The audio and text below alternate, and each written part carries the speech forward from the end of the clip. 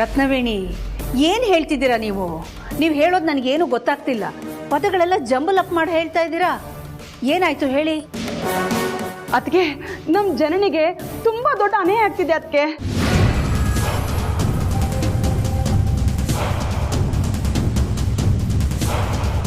ಜನನಿಗೆ ಅನ್ಯಾಯನ? ಏನು ಹೇಳ್ತಾ ಇದ್ದೀರಾ ರತ್ನವೇಣಿ? ಅಯ್ಯೋ ಅದಕ್ಕೆ ನೀವೇ ನಿಮ್ಮ ಕಣ್ಣಾರೆ ಬಂದು ನೋಡಿ ಬನ್ನಿ. ಅದಕ್ಕೆ ಆಗ ನಿಮಗೆ ಅರ್ಥ ಆಗತ್ತೆ. ಬನ್ನಿ ಅದಕ್ಕೆ, ಬನ್ನಿ ಅದಕ್ಕೆ.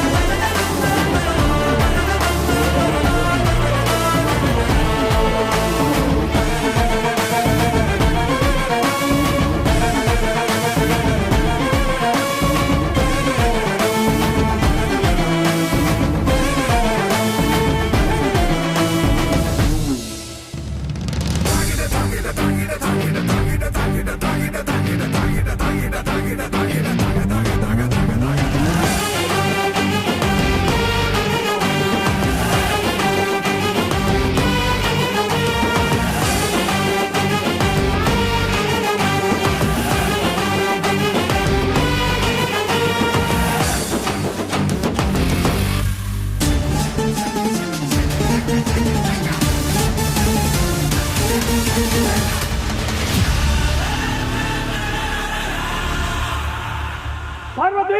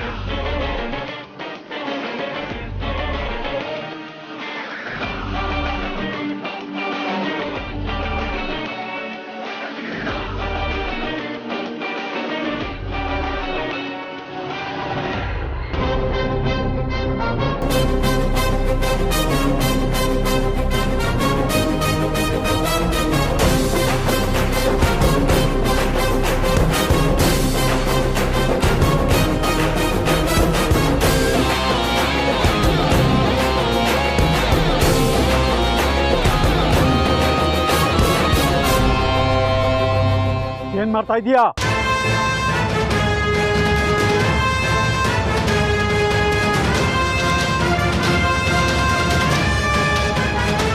ಅದು ನಮ್ಮ ಜನನಿ ಮಗುಗೆ ಹಾಲು ಕೊಡ್ತಾ ಇದ್ಲು ಅಲ್ವೇನಮ್ಮ?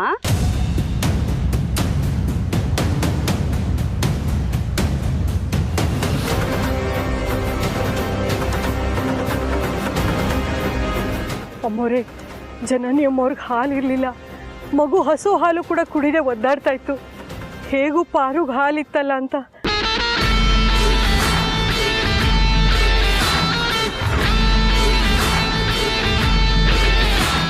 ಅಂದರೆ ಮಗುಗೆ ಎದೆ ಹಾಲಾದರೂ ಸಿಗುತ್ತೆ ಅಂತ ಪಾರ್ವತಿನ ನಾನೇ ಬಂದು ಹಾಲು ಉಣಿಸ್ಬಿಟ್ಟು ಹೋಗಮ್ಮ ಅಂತ ನಾನೇ ಬಲವಂತ ಮಾಡಿ ಕರೆಸಿದೆ ಅಮ್ಮವ್ರೆ.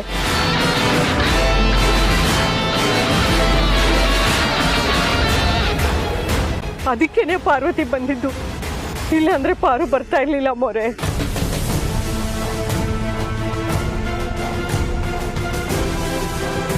ನಾನು ಹೇಳ್ದೆ ಅಂತಾನೆ ಮಗು ಹಾಲು ಕೊಟ್ಟಿದ್ದು ಅವಳು. ಇದರಲ್ಲಿ ಪಾರ್ವತಿದೇನೂ ತಪ್ಪಿಲ್ಲ, ತಪ್ಪೆಲ್ಲ ನಂದೆ. ನನಗೆ ಶಿಕ್ಷೆ ಕೊಡಿ ಅಮ್ಮೋರೆ.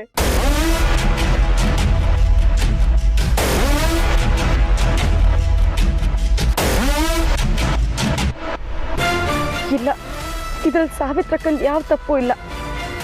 ಮಗುಗೆ ಹಾಲು ಕೊಡಬೇಕು ಅನ್ನೋ ನಿರ್ಧಾರ ನಂದೆ.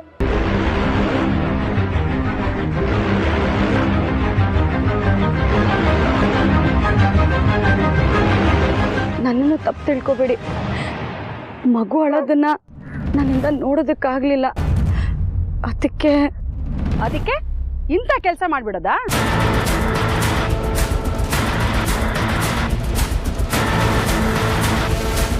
ನಿಮ್ಮ ಅತ್ತೆಮ್ಮನ ಮುಂದೆ ನಿಂತಿದ್ಯಾ? ಸುಳ್ಳು ಹೇಳೋ ಧೈರ್ಯ ಮಾಡಲ್ಲ ಅಂತ ಅಂದ್ಕೋತೀನಿ. ನಿಜ ಹೇಳು, ಇದೇ ಮೊದಲನೇ ಸಲನಾ ನೀನು ಕಳ್ಳಿ ಥರ ಬಂದು ಮಗುಗೆ ಹಾಲು ಕುಡಿಸಿದ್ದು? ಇಲ್ಲ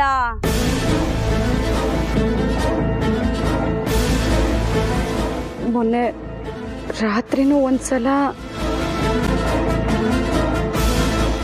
ಓ ಸಾವಿತ್ರಿ ಮಗುನ ತಾನು ಗಾಳಿ ಕರ್ಕೊಂಡ್ ಬರ್ತೀನಿ ಅಂತ ಹೇಳಿದ್ಲಲ್ಲ ಅವತ್ತಾ?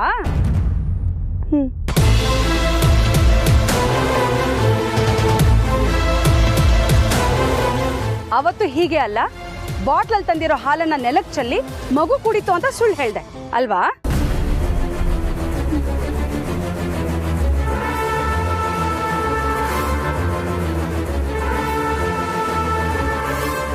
ಅವತ್ತು ಸಾವಿತ್ರಮ್ಮ ಮಗು ಅಳ್ತಾ ಇತ್ತು ಅಂತ ಆಚೆಡೆ ಕರ್ಕೊಂಡ್ ಬಂದ್ರು.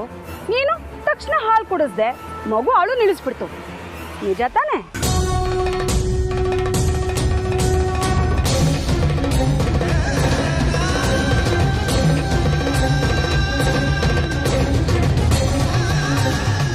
ಪಾರ್ವತಿ ಆಗಾಗ ಇಲ್ಲಿಗೆ ಬಂದು ಮಗು ಸುತ್ತಾ ಇದ್ರೆ ಮಗು ಪಾರ್ವತಿನ ವಿಪರೀತ ಹಚ್ಕೊಳಲ್ವಾ? ಆದ್ರೆ ನನ್ಗೆ ಯಾಕೋ ನಿನ್ ಮಗುಗೆ ಅವಳೊಬ್ಳೆ ತಾಯಿಯಾಗಕ್ಕೆ ಹೊರಟಿದ್ದಾಳೇನೋ ಅಂತ ಅನಿಸ್ತಾ ಇದೆ. ಒಟ್ನಲ್ಲಿ ತಾಯಿಯಾಗಿ ನೀನ್ ಮಾಡ್ಬೇಕಾಗಿರೋದ್ನೆಲ್ಲ ಅವಳು ಮಾಡ್ತಾ ಇದ್ದಾಳೆ.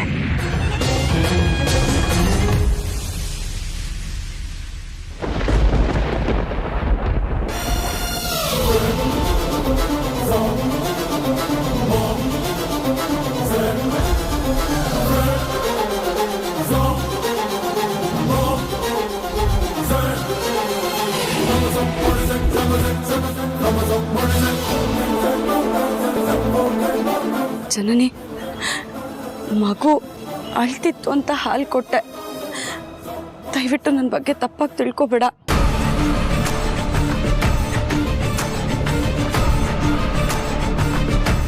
ಅದಕ್ಕೆ ಇದನ್ನೆಲ್ಲ ನೋಡಿ ಪಾರ್ವತಿ ಮೇಲೆ ಅನುಕಂಪ ತೋರಿಸ್ಬೇಕು ಇಲ್ಲ ಕೋಪ ಮಾಡ್ಕೋಬೇಕು, ನನಗಂತೂ ಒಂದು ಗೊತ್ತಾಗ್ತಾ ಇಲ್ಲ. ಇದಕ್ಕೆ ನೀವೇ ಏನಾದರೂ ಒಂದು ತೀರ್ಮಾನ ಮಾಡಿ.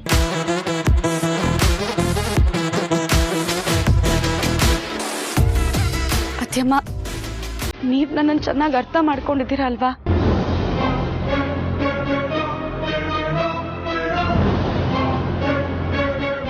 ನನ್ನಿಂದ ಯಾರಿಗೂ ಅನ್ಯಾಯ ಆಗಲ್ಲ ಅಂತ ನಿಮಗೆ ಚೆನ್ನಾಗಿ ಗೊತ್ತು ತಾನೆ. ನಾನು ಹೀಗೆ ಮಾಡಿದೆ ಅಂತಂದ್ರೆ ಅದ್ರ ಹಿಂದೆ ಒಂದು ಒಳ್ಳೆ ಉದ್ದೇಶ ಇರುತ್ತಲ್ವಾ ಅತ್ಯಮ್ಮ?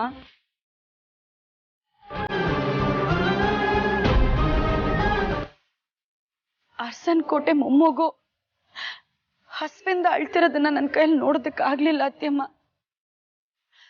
ಅದಕ್ಕೆ ಹೀಗೆ ಮಾಡಿದೆ. ಇದರಿಂದ ಯಾವ ಕೆಟ್ಟ ಉದ್ದೇಶನೂ ಇಲ್ಲ ಅತ್ಯಮ್ಮ.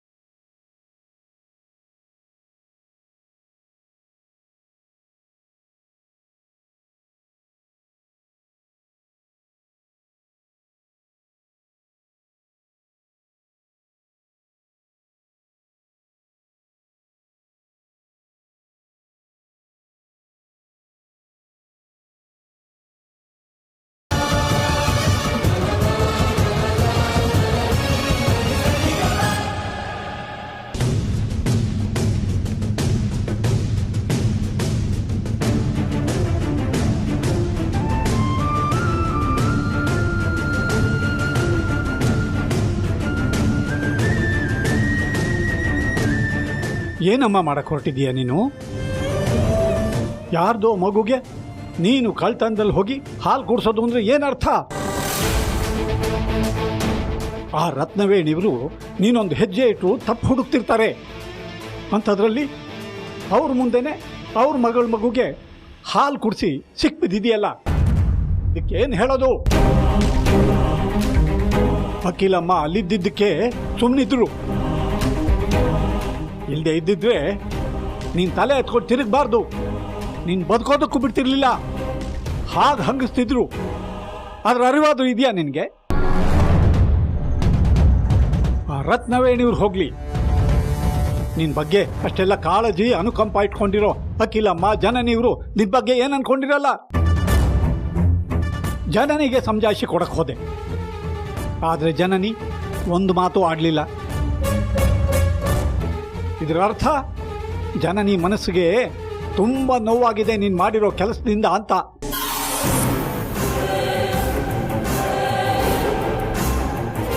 ಹಾಗೆ ಅಖಿಲಮ್ಮನ ಹತ್ರ ನಿನ್ನ ಪರವಾಗಿ ನೀನೇ ವಕಾಲತ್ತು ವಹಿಸಿದ್ದೆ.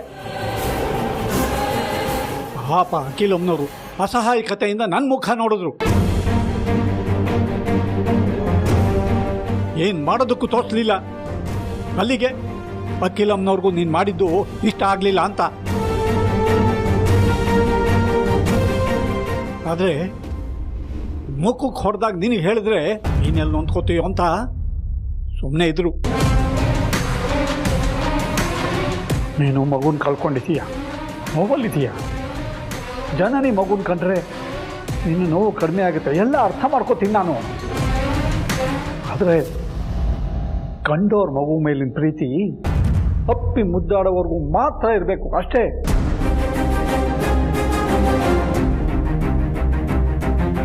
ಅದನ್ನು ಬಿಟ್ಟು ಈ ಥರ ಎಲ್ಲ ಮಾಡಿದ್ದು ನನ್ನ ಮನಸ್ಸಿಗೂ ತುಂಬ ಬೇಜಾರು ಮಾಡಿಬಿಡ್ತಮ್ಮ.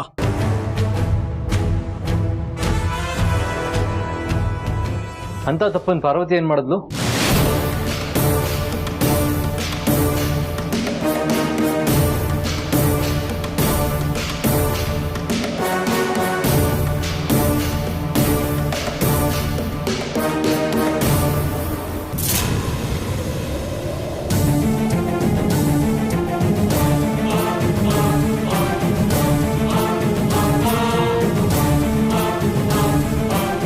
ಅದು ದೊಡ್ಡ ಯಜಮಾನ್ರೆ, ನಾವು ದಿವಸ ಮನೆಯಿಂದ ಹೋಗ್ಬೇಕಾದ್ರೆ ನಮ್ಮ ಪಾರ್ವತಿಗೆ ಏನು ಹೇಳ್ಬಿಟ್ಟು ಹೋಗ್ತೀವಿ ಹೇಳಿ?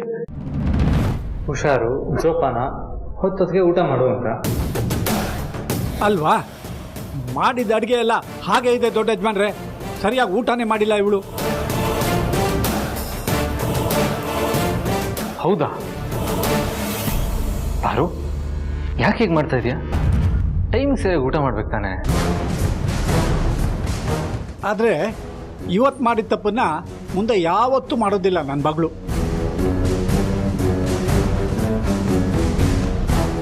ಈ ಅಪ್ಪನ ಕಾಳಜಿ, ಆತಂಕ ಎಲ್ಲ ಅರ್ಥ ಮಾಡ್ಕೊಂಡಿದ್ದಾಳೆ ಅಲ್ವಾ ಪಾರ್ವತಿ?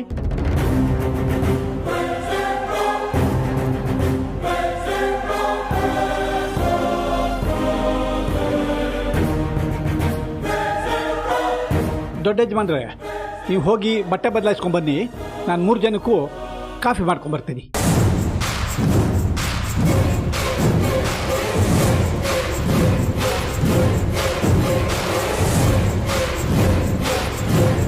ವಿಷಯ ಗೊತ್ತಾದರೆ ದೊಡ್ಡ ಯಜಮಾನರು ಚಿಂತೆಗೆ ಬೀಳ್ತಾರೆ ಅಂತ ಹೇಳಲಿಲ್ಲಮ್ಮ. ಆದರೆ ಇದೇ ಕೊನೆ. ಮಗುನ ನೋಡೋದಕ್ಕೆ ನೀನು ಮತ್ತೆ ಅರಸನಕೋಟೆಗೆ ಹೋಗಬಾರ್ದು, ಮಗುಗೆ ಹಾಲು ಕೊಡಿಸೋ ಪ್ರಯತ್ನ ಮಾಡಬಾರ್ದು.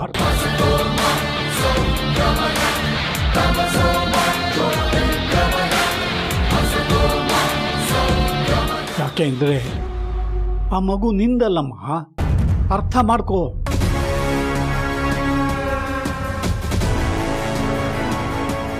ನಾನು ಹೋಗಿ ಕಾಫಿಗೆ ಇಡ್ತೀನಿ.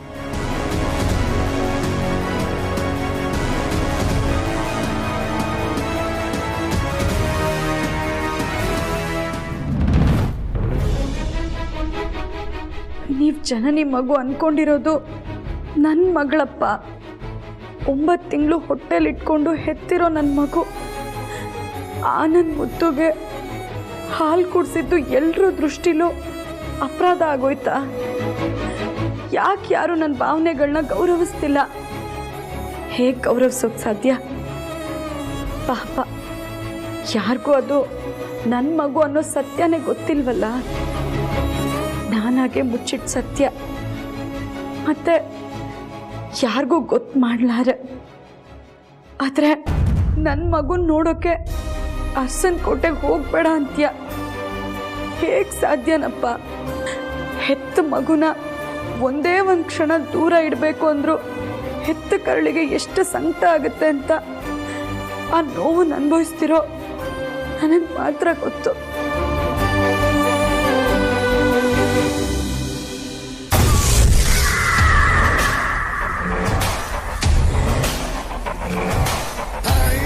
ನಾನೀಗ ಮಗು ಸತ್ಯನ ಅಖಿಲಂಗೆ ಹೇಳಿದ್ರೆ ಪಾರ್ವತಿ ತ್ಯಾಗನ ಕೊಂಡಾಡ್ಬೋದು. ಆದಿಗೆ ಹೇಳಿದ್ರೆ ಒಬ್ಬ ತಂದೆಯಾಗಿ ಸಹಜವಾಗಿ ಮಗು ಬೇಕು ಅಂತ ಪಾರ್ವತಿ ಹತ್ರ ಜಗಳ ಆಡ್ಬೋದು, ಹಠ ಹಿಡಿಬೋದು. ಅದರಿಂದ ಇಡೀ ಅರಸನಕೋಟೆ ನೆಮ್ಮದಿ ಹಾಳಾಗೋದಂತೂ ಗ್ಯಾರಂಟಿ. ಆದರೆ ಪಾರ್ವತಿ ನೆಮ್ಮದಿ ಅಂದರೆ ಆ ಮಗು ಅವಳಿಗೆ ವಾಪಸ್ ಸೇರ್ಬಿಡುತ್ತಲ್ಲ, ಹಾಗಾಗಬಾರ್ದು. ನಾನೀಗ ಈ ಸತ್ಯನ ಯಾರಿಗೂ ಹೇಳ್ದೆ ಹೋದ್ರೆ ಪಾರ್ವತಿ ತನ್ನ ಮಗುನ ನೋಡೋದಕ್ಕೆ ಒದ್ದಾಡೋದಿದೆಯಲ್ಲ, ಆ ಮಗುಗೆ ಹಾಲು ಕುಡಿಸೋದಕ್ಕೆ ಪೇಚಾಡೋದಿದೆಯಲ್ಲ, ಅದು ನನಗೆ ಖುಷಿ. ಪಾರ್ವತಿ ತನ್ನ ಮಗುವಿನ ಸತ್ಯ ಯಾರಿಗೂ ಹೇಳೋಕ್ಕಾಗದೆ, ಅದರಿಂದ ದೂರ ಇರೋಕ್ಕಾಗದೆ ಒದ್ದಾಡಬೇಕು. ಸೊ ಈಗ ನಂಗೆ ಗೊತ್ತಾಗಿರೋ ಮಗು ಸತ್ಯನ ಯಾರಿಗೂ ಹೇಳೋದು ಬೇಡ.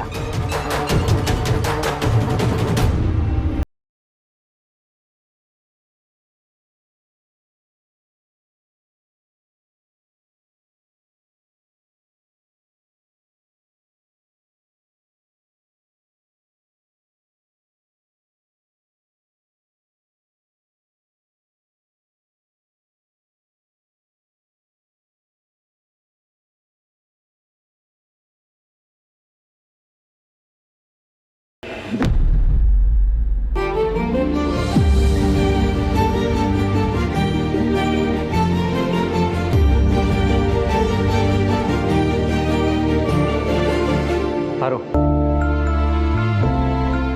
ನಾನು ಸ್ಕೂಲ್ ಮಕ್ಕಳನ್ನ ಬಿಡ್ತೀನಲ್ಲ, ಇದು ತಿಂಗಳು ಬಾಡಿಗೆ. 2 ಆಟೋನೂ ಸೇರಿ 48,000 ರೂಪಾಯಿ ಇದೆ. ನಂದೇನಿದ್ದು ದುಡಿಯೋದಷ್ಟೇ ಕೆಲಸ.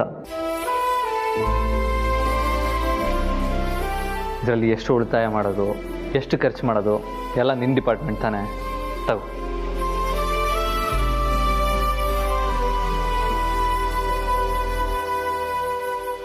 ಪಾರ್ವತಿ,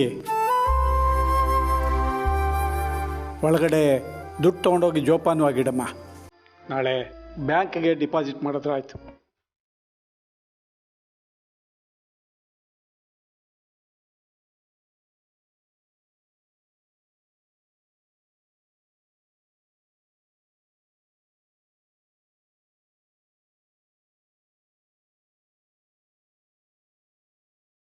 ಇನ್ನು ಮಾಮೂಲಿ ಆಟೋ ಬಾಡಿಗೆ ಬಿಟ್ಟು 48,000 ರೂಪಾಯಿ ಎಕ್ಸ್ಟ್ರಾ ಸಿಕ್ಕಿದೆಯಾ?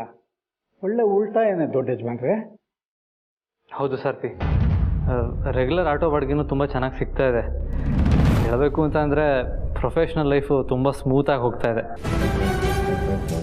ಸಾರ್ಥಿ, ಆ ಅಪಾರ್ಟ್ಮೆಂಟ್ ಓನರ್ಗೆ ಪಾರು ಬಸ್ರಿ ಅನ್ನೋ ವಿಷಯ ಗೊತ್ತಿತ್ತು. ಹೆರಿಗೆ ಟೈಮಲ್ಲಿ ನಾನು 2 ದಿನ ಡ್ಯೂಟಿಗೆ ಹೋಗಿರಲಿಲ್ವಲ್ಲ, ಹಾಗಾಗಿ ಅವಳಿಗೆ ಹೆರಿಗೆ ಆಗಿರೋ ವಿಷಯನೂ ಅವರಿಗೆ ಗೊತ್ತಿತ್ತು ಅಂತ ಅನಿಸುತ್ತೆ. ಆದರೆ ಮಗು ಸತ್ತೋಗಿರೋ ವಿಷಯ ಗೊತ್ತಿಲ್ಲ. ಈ ದುಡ್ಡು ಕೊಡೋವಾಗ ನಿಮ್ಮ ಮಗು ನಿಮ್ಗೆ ಅದೃಷ್ಟ, ಇದು ಹುಟ್ಟಿದ ತಕ್ಷಣ ನಿಮ್ಮ ವೃತ್ತಿಲಿ ಏಣಿಗೆ ಕಾಣಿಸ್ತಾ ಇದೆ ಅಂತ ಹೇಳಿದ್ರು.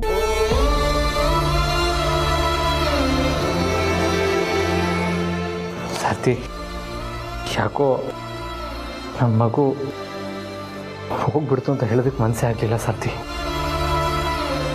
ಅದಕ್ಕೆ ಹಾಗೆ ಬಂದ್ಬಿಟ್ಟೆ. ಮಗು ಭವಿಷ್ಯ ಚೆನ್ನಾಗಿರಬೇಕು ಅಂತ ಪಾರು ಸಂಗೀತ ಅವ್ರ ಮನೇಲಿ ಕೆಲಸಕ್ಕೆ ಸೇರಿಕೊಂಡಿತ್ತು. ಪಾರು ಪಾರುಗೆ ಮಗುಗೆ ಯಾವ ತೊಂದರೆನೂ ಆಗಬಾರ್ದು. ಅವಳ ಹೆರಿಗೆ ಟೈಮಲ್ಲಿ ಅವಳು ಕೆಲಸ ಬಿಡಿಸ್ಬೇಕು ಅಂತ ನಾನು ಇನ್ನೊಂದು ಆಟೋ ತೊಗೊಂಡಿದ್ದು. ಇವತ್ತು ನಮ್ಮ ಹತ್ರ 2 ಆಟೋ ಇದೆ. ತಕ್ಕಮಟ್ಟಿಗೆ ಕೈಯಲ್ಲಿ ದುಡ್ಡು ಓಡಾಡ್ತಾ ಇದೆ. ಆದರೆ ಖರ್ಚು ಮಾಡೋದಕ್ಕೆ, ಚೆನ್ನಾಗಿ ನೋಡ್ಕೊಳ್ಳೋದಕ್ಕೆ ಮಗುನೇ ಇಲ್ವಲ್ಲ ಸರ್.